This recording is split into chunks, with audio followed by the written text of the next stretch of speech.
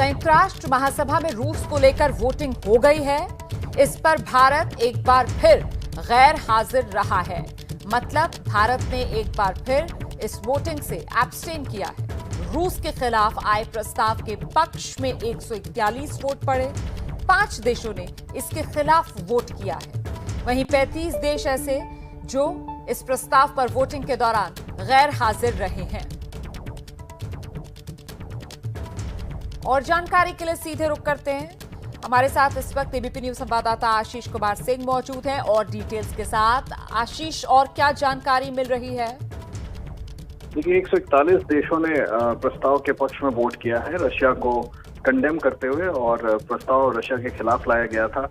सभी देशों ने, मेंबर नेशंस ने, 193 member Nations United Nations general assembly के, उन्होंने इसमें हिस्सा लिया था।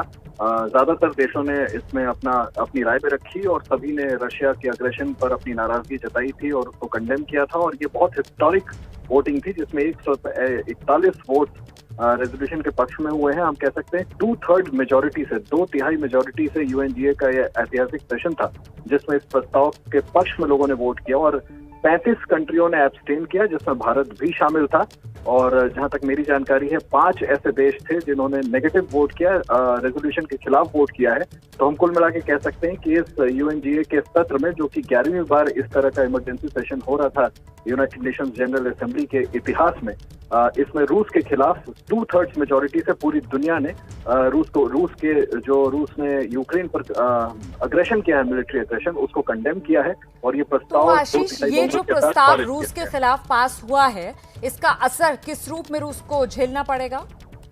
देखिए, पहले ही रूस पर यूरोपियन यूनियन हो या यूनाइटेड नेशंस हो, ये जितने भी मेंबर नेशंस थे, अमेरिका या यूरोप के, इन सबों ने बहुत सिवियर सैंक्शंस लगाए थे। और ये हाईएस्ट फोरम पे यूनाइटेड नेशंस को एक तरह से व्लादिमीर पुतिन ने चैलेंज किया था इस तरह का अग्रेशन करके। तो यूएन को एक बड़ा कड़ा संदेश देना था। और अब इसके बाद ये कम से कम तय हो जाता है कि ये 2/3 देश, कम से कम ये 141 देश ऐसे होंगे जो मिलकर साझा रणनीति के साथ रशिया पर बड़े इकोनॉमिक, आर्थिक, मिलिट्री और तमाम तरीकों के सैंक्शंस लगाएंगे, जिसके बाद रूस को ये बाध्य करने की कोशिश की जाएगी कि वो इस तरह के अपने अग्रेशन को जल्द से जल्द रोके।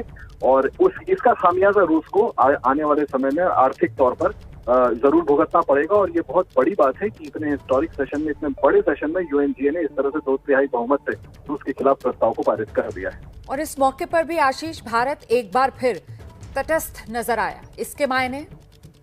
देखिए, भारत के पारंपरिक रिश्ते हैं रूस के साथ, काफी पुरानी दोस्ती है और ये माना जाता है कि ऑल वेदर फ्रेंडशिप रही है। लेकिन मैं आपको बता दूं कि इस सेशन में भी यूनाइटेड नेशन सिक्योरिटी काउंसिल की ही तरह भारत का पक्ष रखते हुए भारत के परमानेंट रिप्रेजेंटेटिव ने जो अग्रेशन किया है रूस ने, उसको कंडेम किया है, उसको रिग्रेट किया है कि जब पीस प्रोसेस की बात लगातार ये अपील भारत सरकार की तरफ से की जा रही थी। खुद प्रधानमंत्री नरेंद्र मोदी ने व्लादिमीर पुतिन से पहले भी बात की थी और आज भी बात की थी, और दोनों ही बार प्रधानमंत्री ने ये उनसे निवेदन किया था कि इमीडिएटली इस तरह के अग्रेशन को रोक दिया जाए। इसलिए भारत ने जरूर रिग्रेट किया, भारत ने इस पर खेद व्यक्त किया है। लेकिन पारंपरिक रिश्ते हैं, उसको देखते हुए, क्योंकि दूसरे पावर्स ने, वेस्टर्न पावर्स ने किसी तरह का मिलिट्री इंटरफेरेंस नहीं किया, ना ही रिटेलिएट किया यूक्रेन के समर्थन में आकर के, सैंक्शन जरूर लगाए हैं, यूक्रेन का समर्थन जरूर कर रहे हैं, लेकिन वॉर की स्थिति नहीं हुई। इसलिए भारत ने एक कंसिडर्ड पोजीशन लिया है कि उन्होंने रशिया के पोजीशन को कंडेम किया है, रशिया के अग्रेशन को कंडेम किया है, लेकिन रशिया के खिलाफ यूएनजीए के वोट में उनके खिलाफ जाकर के वोट नहीं किया। आशीष कुमार सिंह, पहले यूएनएससी और अब यूएनजीए में ये प्रस्ताव जो यूनाइटेड नेशंस में लाए गए, कुल मिलाकर क्या माना जाए, अब यहां पर यूनाइटेड नेशंस के भी हाथ बन जाते हैं या इसके बाद भी आगे कोई और विकल्प है रूस की घेराबंदी करने का यूएन के पास?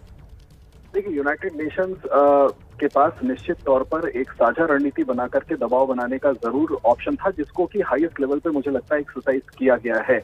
ये बात सही है कि यूएन के पास हमेशा इस बात का एक आखिरी विकल्प रहता है कि क्या वो साझा रणनीति बना के मिलिट्री कोई ऑपरेशन करे या ना करे। लेकिन आप देखें जिस तरह से अमेरिका, जो कि विश्व का सबसे बड़ा सुपर पावर माना जाता है, और तमाम यूरोप के देश जो कि ठीक बगल में है और किसी तरह की मिलिट्री कार्रवाई से अभी तक परहेज किया है। नेटो ने खुद कहा है कि वो डिफेंसिव उसका अप्रोच है और अपने नेशन को बचाने के लिए अगर कोई मिलिट्री एग्रेशन होता है तो वो डिफेंड करने की कोशिश करेगी। ऐसी सूरत में यूएन को भी ये देखना जरूरी था कि अगर तमाम देश, यूरोप हो, चाहे वेस्ट या अमेरिका हो, और अगर उन्होंने स्पष्ट कह दिया है कि वो यूक्रेन जाकर के यूक्रेन का युद्ध रशिया के खिलाफ नहीं लड़ेंगे, ऐसे में बेस्ट नेक्स्ट पॉसिबल स्टेप क्या हो सकता था, और वो था आर्थिक मोर्चे पर घेराबंदी, डिप्लोमेटिक मोर्चे पर घेराबंदी, और मुझे लगता है कि उसका सबसे बड़ा फोरम चूज किया गया।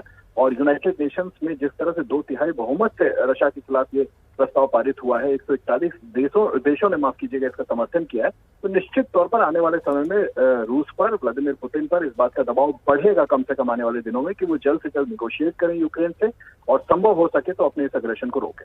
बहुत बहुत शुक्रिया आशीष कुमार सिंह इस तमाम जानकारी के लिए। तो संयुक्त राष्ट्र महासभा में 2/3 बहुमत के साथ रूस के खिलाफ प्रस्ताव पास हुआ है।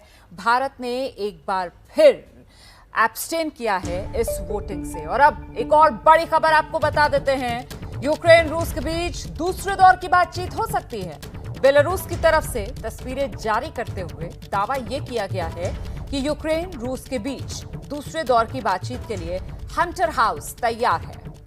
रूस के अधिकारी का दावा कि यूक्रेन कल दूसरी बैठक कर सकता है। वैसे तो दूसरे दौर की बातचीत दोनों देशों के बीच आज होनी थी, लेकिन ये मुमकिन नहीं हो पाई और अब ये संकेत मिल रहे हैं कि कल दोनों देश एक बार फिर बातचीत की मेज पर आमने सामने आ सकते हैं।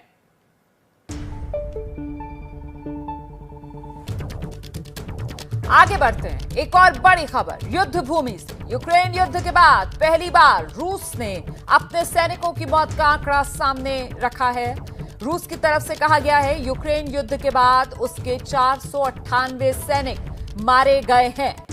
तो ये रूस की तरफ से दावा किया जा रहा है, यूक्रेन युद्ध में 498 सैनिक मारे गए यूक्रेन में रूस के।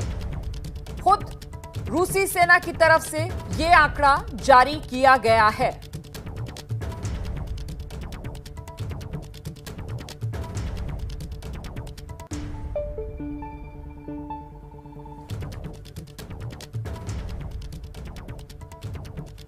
और यूक्रेन रूस जंग को लेकर एक और बड़ी खबर आ रही है। यूक्रेन का दावा है खार्किव में रूसी हमले में आज 21 लोगों की मौत हुई, 112 लोग घायल हुए।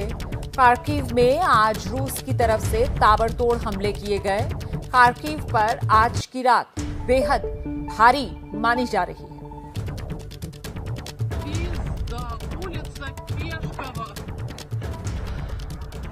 Это остановка Пешкова. Это гаражи. Это гаражи. Там дальше церковь.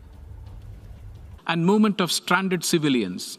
We therefore sincerely hope that the second round of talks between the Russian Federation and Ukraine will lead to a positive outcome. India urges that all member states demonstrate their commitment to the principles of the UN Charter, to international law, and respect of sovereignty and territorial integrity of all states. Keeping in view the totality of the evolving situation, India decided to abstain. I thank you, Mr. President. I thank the distinguished representative of India. I now give the floor to the distinguished representative of Bahrain. शुक्रान सैयद रईस। लक़द सव्वतत। तो संयुक्त राष्ट्र महासभा में भारत का पक्ष आपने जाना। भारत की तरफ से साफ किया गया कि वो जल्द से जल्द सीज फायर की उम्मीद कर रहा है। साथ ही भारत ने उम्मीद जताई है यूक्रेन और रूस के बीच होने वाली दूसरी दौर की वार्ता से। और ये भी भारत की तरफ से साफ कर दिया गया कि भारत अपनी नीति को लेकर तटस्थ है। इसी वजह से भारत वोटिंग से एब्सटेन करेगा।